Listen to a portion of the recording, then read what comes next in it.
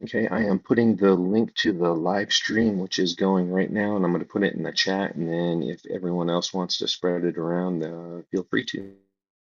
I think that might be. Is that you, Dr. Hardy? Can you guys hear me?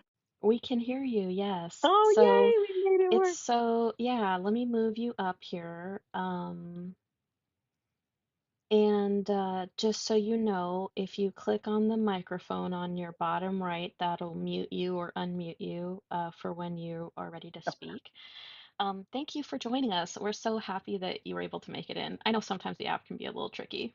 Oh, that's totally okay. I'm excited because I've heard so much about fan base, and so I'm really glad to test it out with you all this evening. And thanks so much for the invitation to join you. I'm really excited about it. Awesome. Yeah, we initially started out on Twitter as Democracy First and kind of mutated into DEMSEC here on Fanbase. We've tried a couple different platforms, and this is kind of where we've been hanging out for a while now. We are basically a pro-democracy group that wants to talk about politics with people that are like-minded, that are democracy-centered, that believe in our founding principles and want to see our country do well. Um, for the most part, I think we're all some version of left leaning, right? And we try to not only have a group for us to be able to talk about all these issues with when it feels overwhelming. Latinx and African American voters. I am in my second term as second vice chair of the North Carolina Democratic Party. I was second vice president of the Democratic Women of North Carolina. And in all of that, I got to see up close and personal the rate on it. And then I said, I think this is it. This is how I can be of my best and highest use going forward. And so that's how I got here. That's awesome. There was so much that you said that well, not just that I resonated with And your I said, journey, your I think history this of is it. This service, is but how that I can aligns be with the of. And then questions that I said, I I think have this is for it. you This is how I today, can be because of my one best of the and things highest use that really stood out to going me about forward. And you so that's how I when, got here. we were doing all this research was service. And I have that written here in my notes in bold letters, right? Service, right? Um, Paratrooper, and I hope you don't mind, but he told us this story. And Mhm. I feel like it just says so much about that you were successful in business, or that your dad was that you were successful in business, or that your dad was successful and he made a name for you, right? But what does that have to do with us? What does that Right. have to do with service? And Right. your story is so, like, from top to bottom. I told my best friend, I said they must be putting something in the water in her family, because your dad was in the service. Your mom, if Hmm. I'm not mistaken, worked for state Yes. as an Yes. agent, right? And Hmm. then your Yes, you were. brothers, obviously, who were in the military, like, and then your social work background and teaching background, you are a family of service. Yes. And Inner cities of Baltimore, Chicago, DC.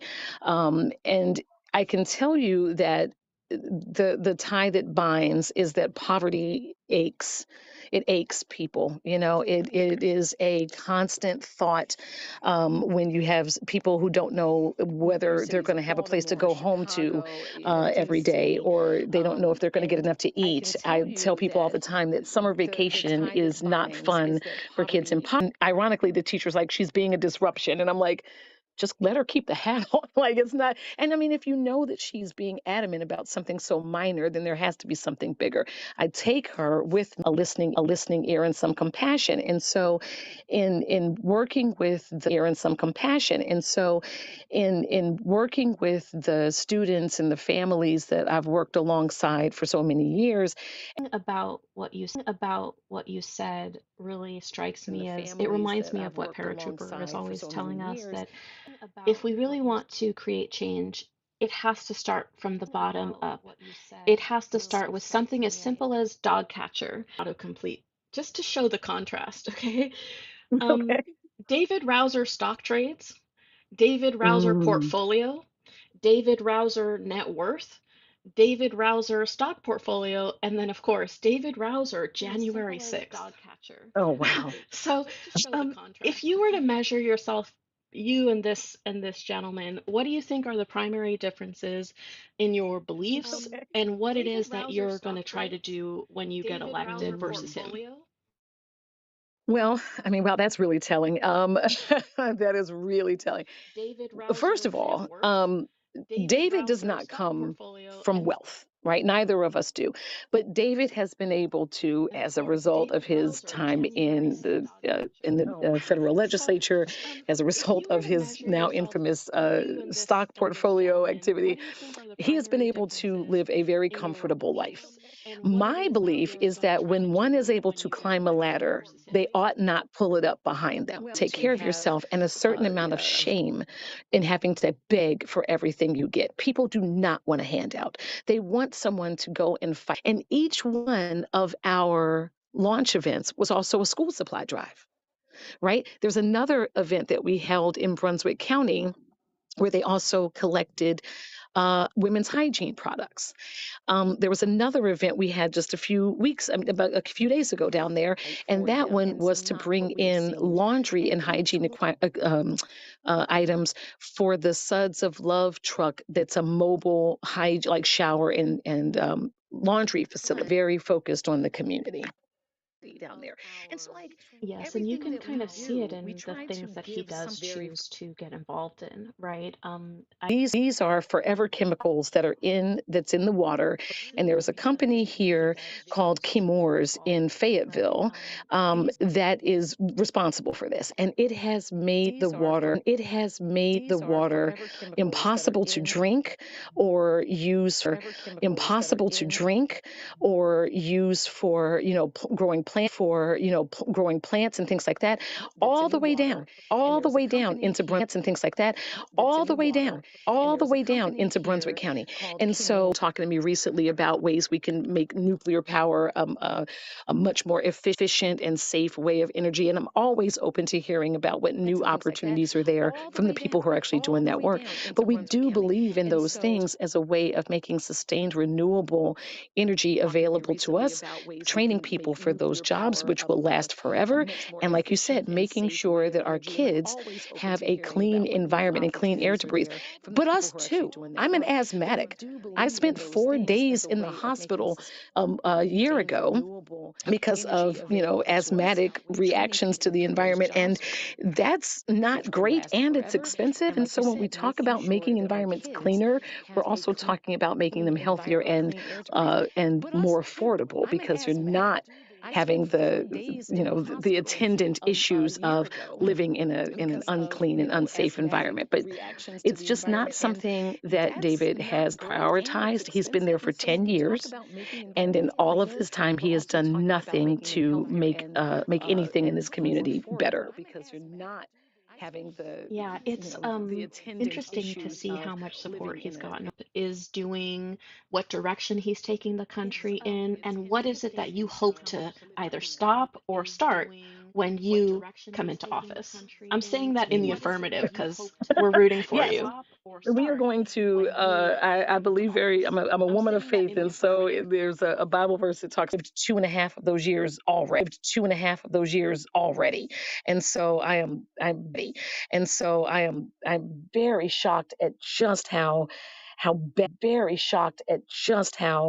how bad it's been, for how long and how consistently. And it's ubiquitous, right? It's every area. There's national. I think we've reached a new low, but then every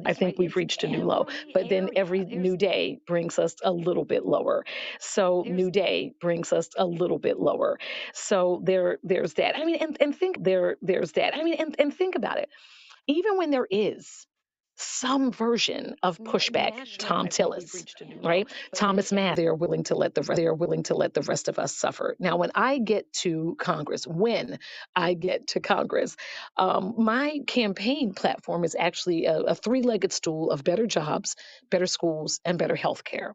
And in their salaries, we can maybe restore, hopefully at the state legislative level, teachers to get tenure and to get a bump in pay when they get a long term, and doesn't harm these folks to do this sort of wind and solar work. I'm not sure if you all are familiar with the solar projects that were happening up in Maine, where people were getting apprenticeships and making so much money, and there were so many, regardless of party affiliation, can resonate with those things. Party affiliation can resonate with those things, or at least that's my hope. Invest in education. Here's what we're going to do to make education in our. You have Mhm. actual plans to regime, and if not, what do you recommend that they start doing? Regime, and if not, what do you recommend that they start doing?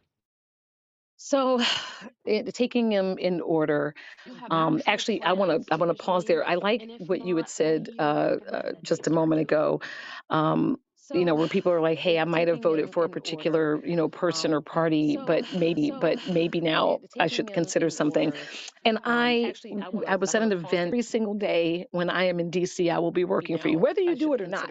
But you can. I want people to know, like, you don't have to be a Democrat. Wrapped up in my emotions that I may have missed part of the No, other you part of didn't. your You question. didn't. You Um, nailed it. oh, good. It's interesting because yesterday I was watching a video. I myself am not a particularly religious person, but I was watching a video of a preacher who was saying, ask. I am here and I have lots of questions about North Carolina. Thanks for playing. It's a Wednesday night at 6 o'clock in the evening, and we're having a good time talking about politics. Like, that's not the average person, right? The average person is trying to get dinner on the table, help kids with homework. The voting hours are restored, or the dates are restored, or the locations are restored, and let them know you're watching. Because if they think they can get away with it, they will. What's going on, so that they can the organizing and times and things of that nature. I will do what I can. I will do what I can. Yeah, I would just like to add to that that I'm a fan of really beating up my political angst. Right. Jasper, did you want to ask anything else? That'll put on resources that are already really scarce. Especially like affordable housing, things of that nature. And so I definitely. I mean, I know this is something that a federal legislator could have some impact on. And so I'm doing my due diligence now. As a good nerdy researcher, I am doing some digging, and so I am doing some digging, and so I am loath to offer up much in the way of solutions until I do a little bit more research on it. But certainly it is startling. And until you had mentioned it, I had no idea. It is startling. And until you had mentioned it, I had no idea.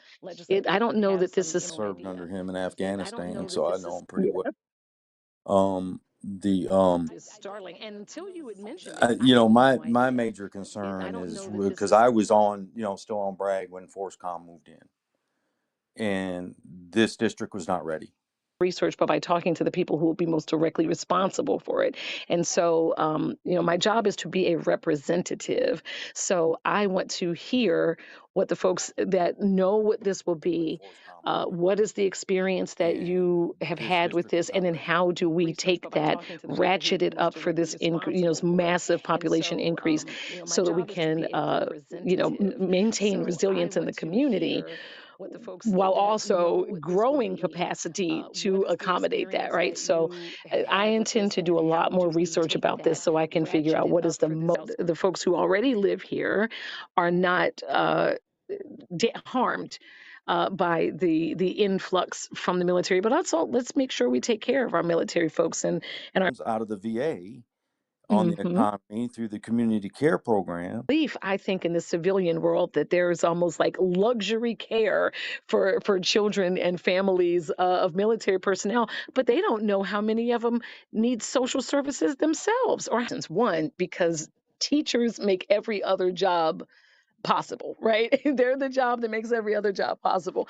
And it is a sacred trust to send your child into a classroom or a school building and say, hey, listen, I trust you to help foster their longer get a bump in salary to sort of offset that cost. And we should be rewarding people who say, I want to enhance my skill set. I want to get even more professional teacher pay to something that is actually acceptable so that they can live and take care of their families while they're also helping ours.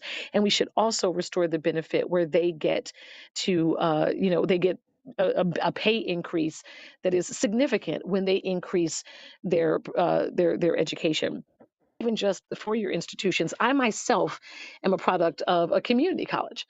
And I remember being a student in community, education in this sort of broader space by fostering more attention and directing more resources. The NC and the DCCC, and I'm sure NC and the DCCC, and I'm sure we talked a little bit about this before, but I would say that a good majority of the party, and many of them sat on the sofa in 2024, are not happy, and there's a myriad of reasons, and a lot of it has to do with the establishment of the party, and their eagerness to become friends with the other side. Well, I'm sorry that those days are over. Yeah. We can't work that way, and they need to go. And that is that municipal level. So like you said, paratrooper, the grassroots folks, the mayors, the city council people, things like that. And that's what our focus is on. And so for NCDP now, it's Roy Cooper's race for Senate, people that you want because they want people who will go to DC and fight for them. And so I don't want to be one of those folks that paints with a broad brush and just sort of says Dems writ large, because I know, for example, what Indivisible or county and state party, teams, working with candidates directly, whatever it is, those things move people to action. So that might be someone's first entree into it. They went to the streets because they were that frustrated because they don't feel like they're being heard, and they don't feel like they're because they were that frustrated because they don't feel like they're being heard, and they don't feel like they're being fought. Gives them an opportunity to participate. Times, some, not all, but some cops just kind of use excessive force or they don't understand. And it makes me uncomfortable seeing like The existing community-based mental health agencies so that they can hire and well train their mental health staff. I am actually a really big fan of social workers being embedded with police departments so that when there is, like, there can be a number that one calls, right? 911, there's a violent urgent emergency, but maybe there's another number that we call to say, hey, we're really concerned. There's someone here exhibiting some mental health, challenges. And instead of bringing police officers who are genuinely untrained for that kind of de-escalatory work and that sort of triage on the scene, having social workers come out with the police officers to do that work, I think is a really, really good idea. And there are police departments that are doing that, and they recognize that there is an expertise that they can tap into, and there's a willingness by social workers to go out and do that work. And it doesn't. And I've had some colleagues who have pushed back, and they're like, "Oh, well, then they'll equate us as being with the police." But if you really think about it, the police's role really is to protect and serve. And when rogue cops go out there and do things that they're not supposed to do, where you tether local police officers with 47-day trained ICE agents or whatever, it does make it look like the cops are the bad guys, but they aren't the bad guys. And in many ways, the bad guy cops, the ones that go rogue, the ones that use excessive force repeatedly, and they're never truly disciplined, those folks make the good cops' lives much more. Also a mental health issue that clinicians are there to help with the de-escalation and things of that nature. I think we can actually, increasingly parents are telling them not to call police because parents are telling them not to call police because they are so worried about how situations may escalate. Certain communities more than others, right? So I think there are things that we can do. We can have partnerships. So I think there are things that we can do. We can have partnerships between police departments and really agree with that. Thank you for that question. You're welcome. And another, I'm sorry, two more questions. I'm trying to make it quick because I know we're running out of time and I want to give other people a chance to answer.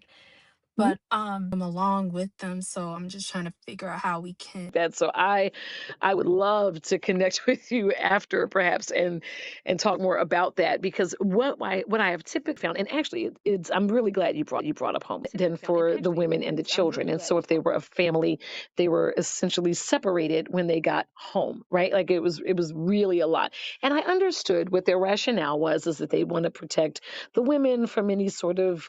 And so the housing first model says you just get in here. This one shelter, again, the one in Connecticut, it had a special wing that was just for veterans.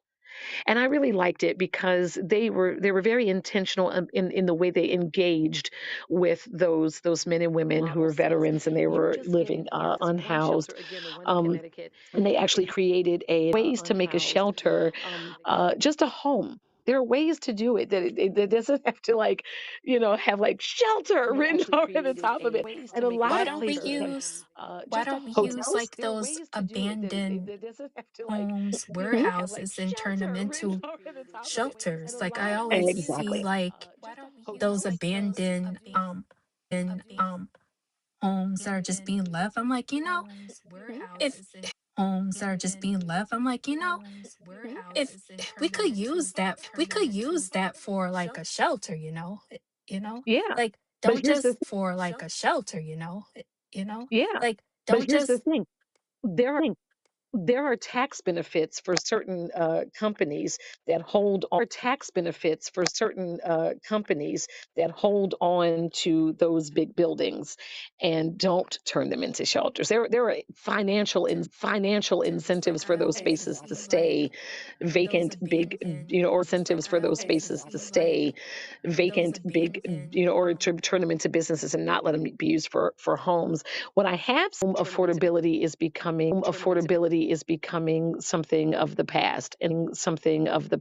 And so we really, really need to do something about this. So we really, really need to do something about this issue. And I believe there are some federal ways that I can help with that when I get to DC. thank you. And one last Oh, there are ways. And, thank so you. first of all, nobody deserves to live like And this. one last Nobody should be sitting here counting the last pills, cutting the dosage in half. Like that is absolutely ridiculous and that is so inhumane. And folks are losing their homes because their Medicare medication costs so much. I usually like to tell folks the story of a young lady I met in Nash County last year who was a barber.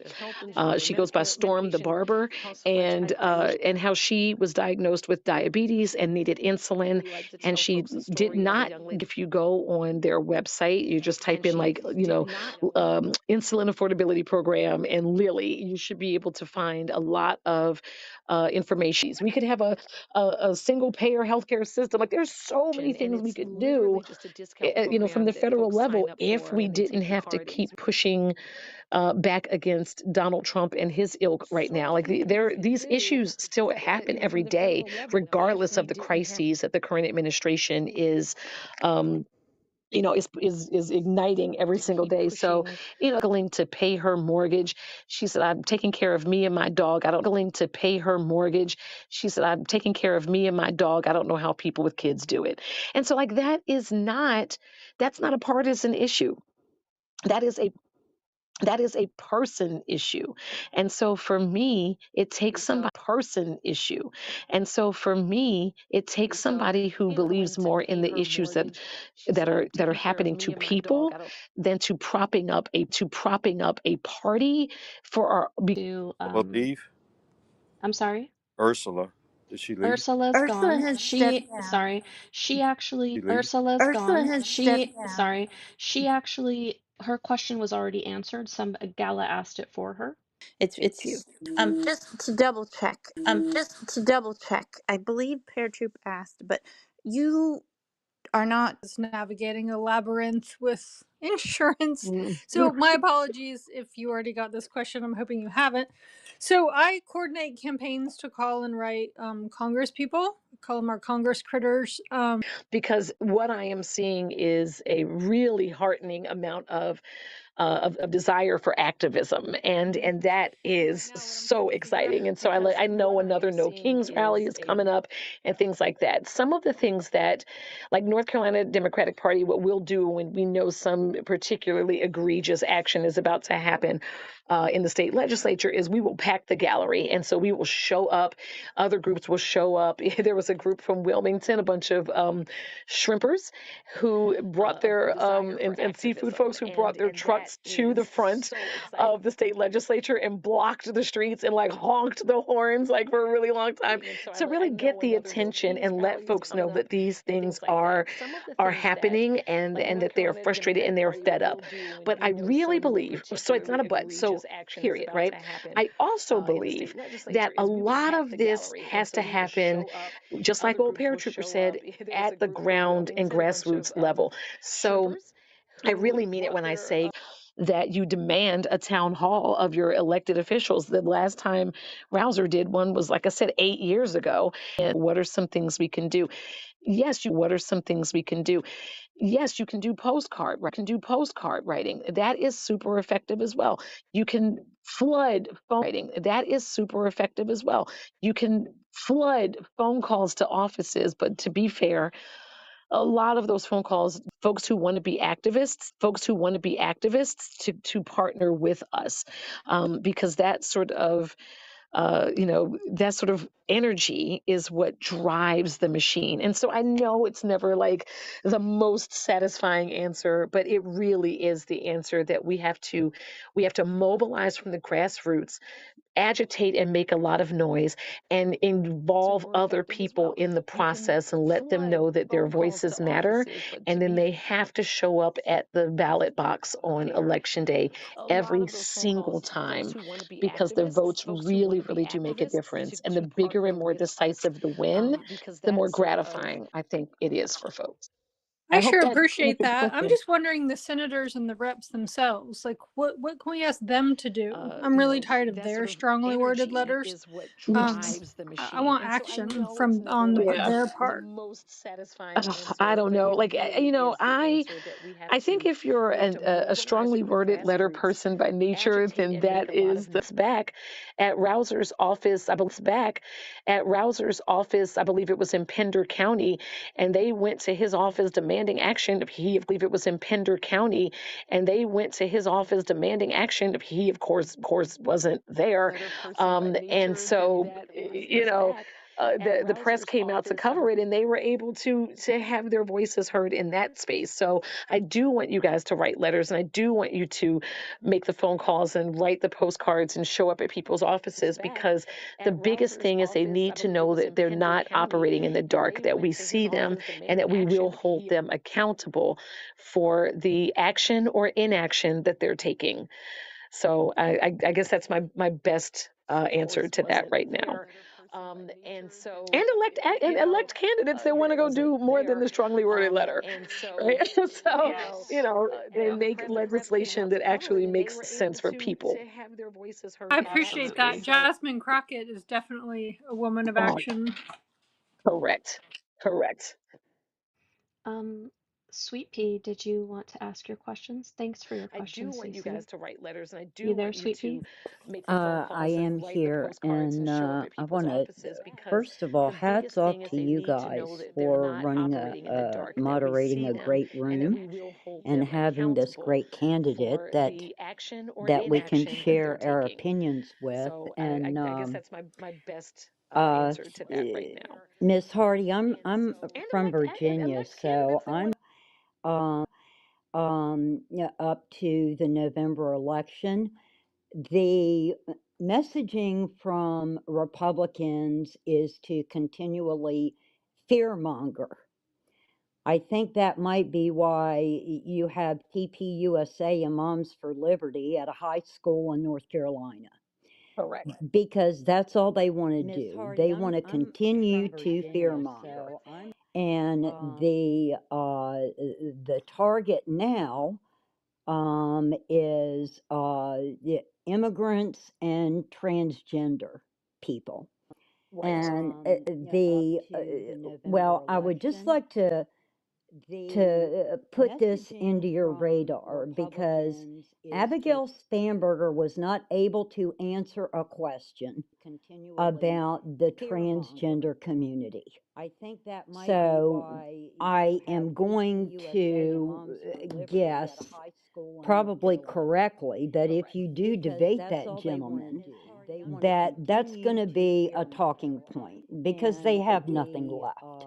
Right. So just to put that on your radar, and maybe have an answer for that, Mhm. instead of stumbling through and totally ignoring the question. Now we all know how Virginia turned out. I mean, I've blown that horn enough since then, but again, what we saw was her not being able to answer a basic question. Mhm.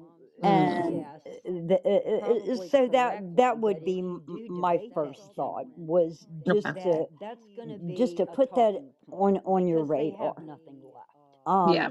Because transgender people are not the ones taking away your health care or your Correct. SNAP benefits or your civil rights. Look, it's them, it's them. And I don't know that there's been any instance ever in North Carolina. I like to tell folks that North Carolina is the best at two things: barbecue and gerrymandering. And so when we have redrawn, I have been very intentional status quo, but we're making them better. There are things that need to be better. Our healthcare system, our immigration system, they all work that we're going to start in earnest once the primary election season is concluded. So thanks so much for that question. I That's appreciate it. awesome, Dr. Hardy. Thank you, Sweet Pea, for your question. We've got one more from Nana Sue, and Okay. then we're gonna wrap it up because we know you're busy and it's late where you are and you have a family and we don't want to take up too much of your time. Thank you. Nana? Hi, Dr. Hardy. My name's Susan, and I'm actually coming from AOC's district in New York City, Nice. but I am a fellow educator. I'm a special education teacher. It's been 25 years now. So you were singing my song when you were talking about wraparound services, and when you shared that story about taking that young student out, and there was something else going on, and I mean, Mhm. I've been in those shoes. But to take it to a higher level, I am sure you are well aware that the current occupant, via Linda McMahon, is Oh, in the process of closing down ed, or the Department of Education, mhm. which means they are taking away protections for our most vulnerable students, including our students with IEPs, our students with Mhm. 504 plans, equality for women's sports, protections for our trans students, protections for many students, and also the administration of student loan exams, which you had brought Right. up earlier, which Mhm. teachers were constant learners. I mean, now I'm an administrator 25 years later. But um so I wanted to ask you your thoughts about when you are elected, and would you work to bring ed back to what it was, or or do you have other ideas? Because you know how they kind of just threw it out to some to Health and Human Services, some Mhm. to this agency. So I would just like to know what your ideal, I guess, would be when you're in the house. So, first of all, thank you for all of your years of service. My best friend she's a professor, but she's a teacher. Like I'm a social worker. Like we might be on campuses, but we never lose sight of that. And she is amazing. And I think all teachers are amazing. So thank Yeah, you for like your in years my of heart, I'm service. always a special ed teacher, no matter what my Always. title is. Yes, Exactly. absolutely. Exactly. Exactly. Yeah. And so, and I just, I laud that. And being an administrator who has that experience, I think is absolutely important. So there's my bit on that. In Oh, terms of thank what you. the ideal is, right? Because your decisions are informed by in the world is actually entertaining and actively engaging in the dismantling of children who have special needs and need IEPs and 504 plans need to have access to not just the social worker, but the psychologist and the psychiatrist, and there's all sorts to do with education at all. But I would like to see it restored and then the programs strengthened. It is important to note, though, there has been so much destruction that I think we have the next election cycle. Like when I'm in, I feel like those first 2 years are going to be a lot of damage control and trying to pull at threads to bring things back together. We may have to take another election cycle in order to see something that we can build. Thank you for being here and staying through the whole thing. I really appreciate that. Thank you for being here and staying through the whole thing. I really appreciate that. Oh, it's been great. Dr. Hardy, totally up to Yes. you. But if you do have And we saw just how impactful that could be. I think that protests, I think that strikes, I am a huge labor person. I believe in the power. They don't have to pay benefits. They don't have to take care of workman's comp. They don't even have to have safe working environments. Also, they can get more profit able to do this without us, and then let's give people their fair share, give them benefits, and to cast aspersions at sheets. It's a corporation. I'm not mad at them, but what I'm to cast aspersions at sheets. It's a corporation. I'm not mad at them, but what I'm saying is that people left their profession, something they loved and got an education for, because they couldn't get kind of service as you are, we're going to do service as you are. We're going to do everything that we can to get you across the finish line and to get your message out. I know that you have a volunteer team call on the 20th, January 20th, on your website. Do you have to yes, be a constituent to join that call if we're interested in helping out, or can we still absolutely not. RSVP? Yes, you can absolutely join us. If you all want to go to, my campaign manager would kill me if I didn't say this. If you all want to go to KimberlyHardyForCongress.com, you can sign up on the website to join us on the 20th. And that way you can learn about if you're invested in this race, I'm glad, because the decisions we make in DC will affect everybody everywhere. And so we are looking for volunteers from everybody everywhere. Absolutely. You've got in Sweet Pea there, you've got the queen of postcard writing. Okay. Yes. And we are going to do everything to boost this clips of this interview, your platform, your website, your funding page, all of that, all across social media, not just the DEMSEC accounts, but all of our personal accounts and on YouTube as well. So your website again Times like the ones we're in right now. And so but I need you all to understand that money equals messaging, right? It gives us an opportunity to many people as possible with our campaign message and platform, so that we can to do that right now. Thanks so much, everybody. Have a great rest of your night.